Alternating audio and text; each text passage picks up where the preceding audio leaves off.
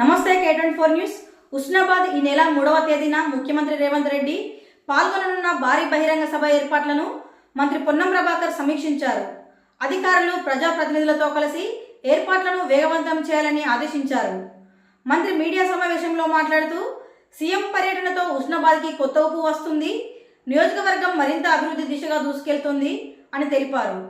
ఉమ్మడి కరీంనగర్, సిద్దిపేట, హనుమకొండ జిల్లాల ప్రజలు భారీగా సభకు హాజరు కానున్నారని, గ్రామాల నుంచే ప్రజలు స్వయంగా వస్తున్నారని చెప్పారు.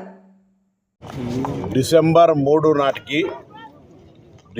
3 నాటికి తెలంగాణ ప్రజాపాలన ఏర్పడి ప్రజలు తెలంగాణ కాంగ్రెస్ను ఆశీర్వదించి అధికారంలోకి తెచ్చిన రోజు.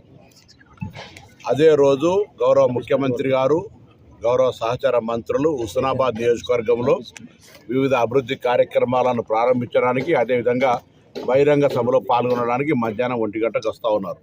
కాబట్టి హుస్నాబాద్ నియోజకవర్గ ప్రజలతో పాటుగా ఉమ్మడి జిల్లా కరీంనగర్ సమావేశం కాబట్టి ఉమ్మడి జిల్లాకు సంబంధించిన ప్రతి ఔత్సాహిక పౌరుడు, కార్యకర్తలు అందరి సమావేశానికి రావాల్సిందిగా నేను విజ్ఞప్తి చేస్తూ ఉన్నాను.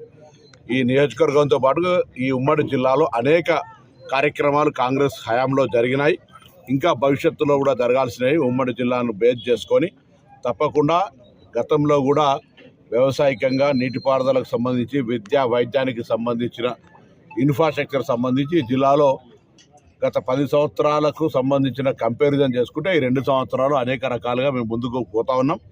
ఇంకా కూడా మా జిల్లా సహచార మంత్రులను కానీ, శాసనసభ్యులను కానీ అందరం కూడా కలిసి ఉమ్మడి కరీంనగర్ జిల్లా అభివృద్ధికి సంబంధించినటువంటి అంశం లోపల గౌరవ ముఖ్యమంత్రి గారితో అనేక అంశాల్లో ఇంకా సహచార క్యాబినెట్ మంత్రులతో తీసుకొని ఈ జిల్లా సమగ్ర అభివృద్ధికి అన్ని రకాల ఇంక్లూజివ్ గ్రోత్ కొరకు మా యొక్క కృషి ఉంటుంది. అందులో భాగంగా జరిగే హుస్నాబాద్ సభను విజయవంతం చేయాల్సిందిగా అందరికీ విజ్ఞప్తి చేస్తా ఉన్నాం. భారతీయ జనతా పార్టీ ఎప్పుడెప్పుడు రాహుల్ గాంధీ గారి యొక్క ప్రభావం పెరిగితే పార్లమెంటు సమావేశంలో భారతీయ జనతా పార్టీ వైఫల్యాలు చర్చకు వస్తాయనేటువంటి ఆలోచన వచ్చినప్పుడల్లా భారతీయ జనతా పార్టీ అనుబంధ సంఘంగా ఈడీ ఎన్ఫోర్స్మెంట్ను మార్చుకొని రాహుల్ గాంధీ గారి మీద కేసులు పెట్టి వేధించే ప్రయత్నం చేస్తూ ఉంది.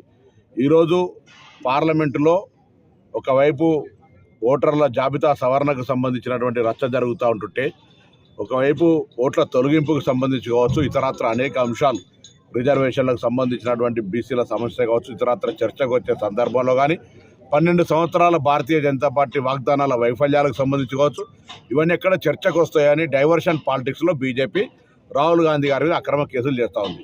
రాహుల్ గాంధీ గారికి అండగా ఈ దేశం ఉంది, దేశ ప్రజలున్నారు. ఈ యొక్క భారతీయ జనతా పార్టీ బెదిరింపులకు భయపడేది లేదు. రాహుల్ గాంధీ గారు ఆగే బడో హమ్ సబ్ సాత్ మే హై. ఈరోజు రాహుల్ గాంధీ గారిని వేధించడం ద్వారా, అక్రమ కేసులు పెట్టడం ద్వారా గాంధీ కుటుంబాన్ని, గాంధీ పరివార్ను బదనాం చేసే ప్రయత్నం చేస్తూ ఉన్నారు. కానీ అది త్యాగాల కుటుంబం. దేశ స్వాతంత్రం నుంచి మొదలుకుంటే ఈ రోజు వరకు సంవత్సరాల తరబడి 50 సంవత్సరాల పైన అధికారంలో ఉన్నటువంటి వాళ్ళు ఒకవేళ అవినీతికి పాల్పడి ఉంటే ఈ దేశంలో వాళ్ళకి ఏం తక్కువ ఉండేది?